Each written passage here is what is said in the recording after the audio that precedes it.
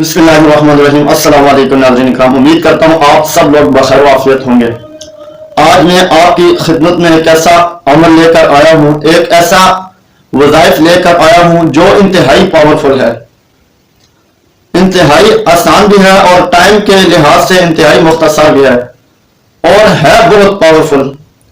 آپ اسے یقین اور ایمان کے ساتھ کریں گے تو پھر آپ دیکھنا کہ آپ کے دشمن کس طرح یہ کہ ریز ہوتے ہیں۔ آج کا جو عمل ہے جی، کوئی شخص آپ کے اوپر ظلم کر رہا ہے، آپ کے ساتھ ناانصافی کر رہا ہے، لیکن شرط کیا ہے کہ آپ حق کے اوپر ہوں۔ کوئی یہ ہے کہ جان بوجھ کر آپ کے اوپر ظلم کر رہا ہے، آپ حق کے اوپر ہیں، آپ کے ساتھ ناانصافی کر رہے ہیں، تو آج ایک ایسے الفاظ میں آپ کی خدمت میں لے کر آیا ہوں جو انتہائی پاورفل ہیں۔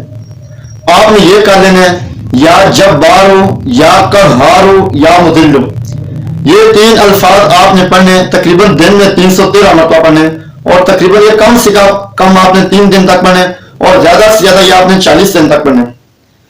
لیکن شرط یہ ہے کہ آپ حق کے اوپر ہوں تب، اور پھر انشاءاللہ تعالیٰ اللہ تعالیٰ اپنے قہر سے، اپنے جبار، اپنے غضب سے دشمن کو کس طرح ریزہ ریز کریں گے، آپ اپنی آنکھوں سے دشمن کی چیخیں سنیں گے۔